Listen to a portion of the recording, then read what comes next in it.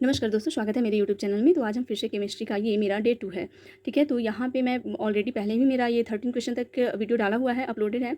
और यहाँ से आप फिर से ये 14 क्वेश्चन से मैं फिर आज करवाने वाली हूँ। तो ये घटना चक्र का PYQ है केमिस्ट्री का। और मैं इसी तरह से जितना भी जो साइंस में है, केमिस्ट्री, फिजिक्स और बायोलॉजी का मैं इसी तरह से लाऊँगी, ठीक है। तो चलिए अभी हम ये क्वेश्चन 14 से देखते हैं और करते हैं। देखिए यहाँ पे क्वेश्चन में क्या कह रहा है कि प्लूटोनियम न्यूक्लियाइड जो है, जिसका जो सिंबल है Pu होता है और इसका जो एटॉमिक नंबर है 94 है और जो एटॉमिक मास होता है 242 है। इसके नाभिक में न्यूट्रॉन की संख्या होती है, यानी कि हमें न्यूट्रॉन की संख्या बताना है। तो मान लिया कोई x है, ठीक है, कोई भी सिंबल आप एलिमेंट्स है जिसका Z क्या होता है, एटॉमिक नंबर है, ये क्या है, मास है। तो हमें यहाँ पे 242 से 94 को घटा देना है। तो जब हम 242 से 94 को घटाएंगे तो 148 मेरा आंसर आ जाएगा, ठीक है। ये यहाँ पे 94 है, ये तो होगा नहीं क्योंकि ये तो सेम दे दिया ना एटॉमिक नंबर वाला। फिर यहाँ पे 242 है, ये तो आपका मास दे दिया। 336 है, ये दोनों को ऐड करके दे दिया, जो कि ये रूल होता ही नहीं है। तो यहाँ पे बी इसका राइट आंसर है, ठीक है। अब आगे देखते हैं।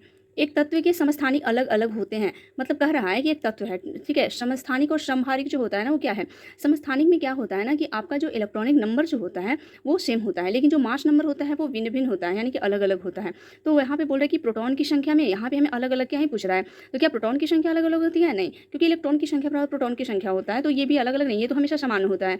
और हाँ, यहाँ पे बी ऑप्शन है द्रव्यमान संख्या में, हाँ, क्योंकि उसका जो मास होता है ना वो अलग अलग होता है। फिर इलेक्ट्रॉन की संख्या में तो नहीं, ये तो जितना मतलब प्रोटॉन है उतना ही इलेक्ट्रॉन भी होता है, तो ये भी सेम है। फिर परमाणु संख्या में ये भी सेम होता है, तो यहाँ बी हमारा ऑप्शन हो जाएगा, मास नंबर अलग होता है। और समस्थानिक में क्या हुआ, मास नंबर अलग हो गया ना, भिन्न भिन्न होता है। लेकिन जब समहारिक होता है ना, समहारिक में क्या होता है, उसका मास सेम होता है लेकिन एटॉमिक नंबर भिन्न भिन्न होता है, जैसा कि आप यहाँ पे देख सकते हैं। यहाँ बताया भी गया है, ठीक है। अब यहाँ पे देखिए 16 नंबर क्वेश्चन है कि किसी परमाणु नाभिक का आइसोटोप वह नाभिक है जिसमें, आइसोटोप वही समस्थानिक को कहा जाता है। तो यहाँ बोला न्यूट्रॉन की संख्या वही होती है परंतु प्रोटॉन की संख्या भिन्न होती है। तो क्या ये सही है? न्यूट्रॉन की संख्या वही होती है लेकिन प्रोटॉन की संख्या भिन्न होती है? नहीं, ये तो समहारिक में होता है ना, न्यूट्रॉन की संख्या यानी कि मास नंबर जो होता है वो अलग, ठीक है। प्रोटॉन की संख्या वही होती है परंतु न्यूट्रॉन की संख्या भिन्न होती है, बिल्कुल। यहाँ पे मास नंबर भिन्न होता है, प्रोटॉन की संख्या सेम होता है, इलेक्ट्रॉन की संख्या भी सेम होता है, तो ये हमारा राइट आंसर है। लेकिन नेक्स्ट देख लेते हैं, अभी और ऑप्शन है। तो प्रोटॉन और न्यूट्रॉन दोनों की संख्या वही होती है परंतु इलेक्ट्रॉन की संख्या भिन्न होती है। इलेक्ट्रॉन की संख्या तो सेम होता है, भिन्न कहाँ होती है, इसमें न्यूट्रॉन की संख्या भिन्न होती है। तो चलिए ये हमारा गलत हो गया, तो इसका राइट जो आंसर हो गया ना उसका बी हो गया यहाँ पे। और नेक्स्ट क्वेश्चन है कि एक ही प्रकार का परमाणु निम्न में से किसमें मिलता है, मतलब हमें एक ही प्रकार का परमाणु चाहिए, ठीक है। जैसे खनिज यौगिक, तो नहीं, यौगिक तो एक ही प्रकार का नहीं होता, यहाँ पे दो अलग अलग तत्व मिल करके एक निश्चित अनुपात में बनाता है, तो यौगिक है। खनिज मिश्रण है, तो मिश्रण में बहुत सारा, इसका कोई रेशियो फिक्स नहीं होता है और ये मिलता है, तो यहाँ पे भी एक ही प्रकार का नहीं है। प्राकृतिक तत्व, हाँ तत्व होता है, क्योंकि जैसे आप देख लीजिए गोल्ड हो गया, कॉपर हो गया, एलिमेंट्स में जो आ जाता है ना प्राकृतिक तत्व, एक ही प्रकार के परमाणु से मिलकर के बना होता है। तो इसका जो राइट आंसर हो गया सी हो गया। नेक्स्ट देखते हैं। नेक्स्ट क्वेश्चन, निम्नलिखित में कौन सा इलेक्ट्रॉनिक संरूपण धातु तत्वों के लिए होता है, यानी कि धातु के लिए कौन सा इसमें आता है। 2 और 8, 2 और 8 तो 10 होता है, 10 नियॉन का होता है, तो धातु है नहीं, अक्रिय गैस में आ जाता है। 8 तो 10 7 ये क्लोरीन का है, तो ये जो है नन मेटल है, यानी कि अधातु है। फिर यहाँ देख लीजिए 8 तो 10 8 18 की आर्गन है, ये सब जो है नोबल में आता है। अब है 8 तो 10 और 8 18 तो 20 कैल्शियम धातु का, ये एक धातु है, ठीक है। और धातु की प्रवृत्ति क्या होती है, धातु की प्रवृत्ति होती है ना कि अपना अष्टक पूरा करने के लिए 2 इलेक्ट्रॉन देने का होता है, ठीक है। और अधातु क्या होता है, ये हमेशा अपना अष्टक पूरा करने के लिए 1 इलेक्ट्रॉन लेगा, तब ये पूरा करेगा, ठीक है। अब नेक्स्ट देखिए, निम्नलिखित में कौन सा नाइट्रोजन के सही इलेक्ट्रॉनिक विन्यास को दर्शाता है। तो नाइट्रोजन का एटॉमिक नंबर कितना होता है, 7 होता है। तो हम लोग क्या लिखते हैं इसका, ये इलेक्ट्रॉनिक में 2 और 5, ठीक है। तो यहाँ पे हमारा आंसर क्या हो जाएगा, 2 और 5, ये तो नहीं होगा। 8 और 2 10, ये 15 का हो गया, ठीक है। 8 2 ये 17 का हो गया क्लोरीन का, तो हमारा सी ऑप्शन हो जाएगा राइट। ये आपका TRE 3 में देखिए जुलाई में पूछा गया था। नेक्स्ट आते हैं, जिस तत्व के परमाणु में 2 प्रोटॉन 2 न्यूट्रॉन और 2 इलेक्ट्रॉन हो उस तत्व की द्रव्यमान संख्या कितनी होती है। तो देखिए हमारा 2 प्रोटॉन और 2 न्यूट्रॉन होना चाहिए, ठीक है, और 2 इलेक्ट्रॉन भी। तो सबसे पहले ना हम यहाँ पे अगर 2 देखते हैं तो क्या हमारे यहाँ पे न्यूट्रॉन 2 आएगा, नहीं आएगा, ठीक है। अब यहाँ पे 4 का देखते हैं। जैसे मान लीजिए हीलियम है, हीलियम का क्या होता है, एटॉमिक नंबर 2 होता है, तो इलेक्ट्रॉन का मान भी, इलेक्ट्रॉन की संख्या 2 हो गया और प्रोटॉन की संख्या भी 2 हो गया, इसका मास क्या हो जाता है, 4 हो जाता है। और जब हमें न्यूट्रॉन की संख्या निकालना है तो 4 में से 2 चला जाएगा तो 2 बचेगा। तो ये हमारा आंसर आ जाएगा, क्योंकि यहाँ पे पूछ रहा है ना कि उस तत्व की द्रव्यमान संख्या कितनी होती है। 4 आया ना हीलियम का, तो ये आंसर हो गया। अब यहाँ पे है कि कोलाइड कण के आकार की सीमा होती है, कोलाइड कण का कितना होता है। तो देखिए इसमें से जो दिया है ना ऑप्शन एक भी सही नहीं है यहाँ पे। और 10 के पावर -9 मीटर से लेकर के 10 के पावर -6 मीटर तक होता है, ठीक है। और यहाँ पे या फिर अगर सेंटीमीटर में कहा जाए तो 10 के पावर -7 सेंटीमीटर से 10 के पावर -4 सेंटीमीटर में होता है, जो कि यहाँ पे ऑप्शन में नहीं था, तो इसमें से कोई नहीं होगा।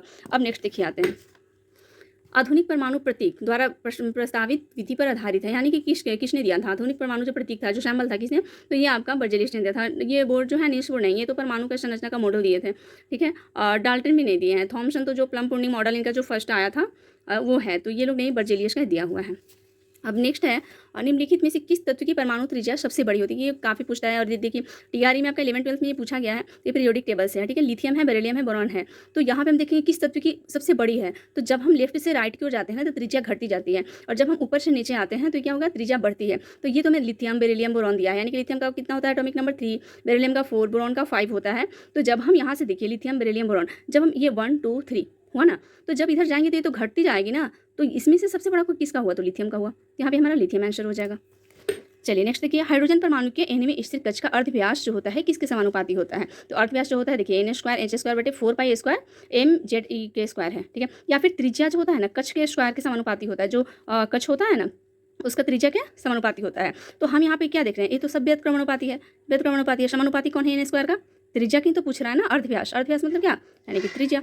तो यहाँ पे n² जो होता है वो हमारा राइट आंसर हो जाएगा। ये भी आपका ये स्कूल टीचर हेड मास्टर वाला में पूछा गया था 23 में, ठीक है। अब हम देख लीजिए यहाँ पे ऐसे। अब देखिए यहाँ पे अब रासायनिक और भौतिक परिवर्तन है विलियम से। भौतिक परिवर्तन का एक उदाहरण है कौन। भौतिक परिवर्तन क्या होता है, जो हमें फिर से वापस मिल जाए, और जो रासायनिक परिवर्तन होता है वो कभी दोबारा न मिले, ठीक है। जैसे हवा में चांदी के बर्तन का काला होना, ये केमिकल चेंजिंग है। मोमबत्ती का जलना, जो भी जलना होगा ना कोई भी चीज़ के लिए तो वो सारा रासायनिक होता है। दूध से दही का बनना, तो ये भी एक रासायनिक है। लेकिन पानी में चीनी का घुलना, ये क्या है, एक फिजिकल, क्योंकि आप फिर से पानी चीनी को अलग कर सकते हो, ठीक है। तो ये डी ऑप्शन जो होगा इसका राइट आंसर है। आइए यहाँ पे देखते हैं निम्नलिखित में कौन सा भौतिक परिवर्तन नहीं है। पानी में नमक घोलना, कोयला जलाना, बर्फ का पिघलना। तो यहाँ पे बर्फ का पिघलना यानी कि हम बर्फ से पानी कर सकते हैं, पानी से भी बर्फ ला सकते हैं। पानी में नमक का घोलना ये फिर से हम वापस ला सकते हैं। लेकिन जब कोयला जलना, हम बोलते हैं ना कि जहाँ पे जलना आएगा ना वो सारा रासायनिक परिवर्तन होता है। एक भौतिक परिवर्तन ही एक रासायनिक परिवर्तन है, ठीक है। अब देखिए कोयला जलाना रासायनिक परिवर्तन का उदाहरण है, जबकि बर्फ का पिघलना तथा पानी में नमक घोलना भौतिक परिवर्तन के उदाहरण है। रसायन विज्ञान के अनुसार निम्न में कौन सा भौतिक परिवर्तन का एक उदाहरण है। लोहे में जंग लगना, पानी का उबलना, लकड़ी का जलना, तांबे के बर्तन पर हरे रंग का अस्तर बनना। तो ये जो सारा है ना रासायनिक परिवर्तन है, लेकिन पानी का जो उबलना, ठीक है, पानी का उबलना क्या है, एक भौतिक परिवर्तन है। किस नियम के अनुसार समान ताप और दाब पर सभी गैसें के निश्चित आयतन में अणुओं की संख्या समान होती है। तो कॉरियोलिस प्रभाव नहीं, ये तो भूगोल के से रिलेटेड है। ग्राहम का नियम नहीं है, गैस का विश्रण के लिए घुलने के जो था ना वो दिए थे। पास्कल का नियम क्या है, द्रव्यों के दाब से संबंधित है, ये भी नहीं। और गाड्रो का नियम, हाँ ये मतलब सेम टेम्परेचर होना, सेम प्रेशर होना चाहिए, सेम वॉल्यूम होना चाहिए, ठीक है। तो ये सारा सेम है, तो अवगाड्रो का नियम दिए थे। चलिए तो अभी हम यहाँ पे छोड़ते हैं, और नेक्स्ट वीडियो आएगा जिसमें आपको पूरी अच्छे से और इसी तरह हम लाएंगे सारा लेक्चर को, ठीक है। तो मेरा चैनल को सब्सक्राइब कर दीजिएगा, लाइक कर दीजिएगा। Thank you.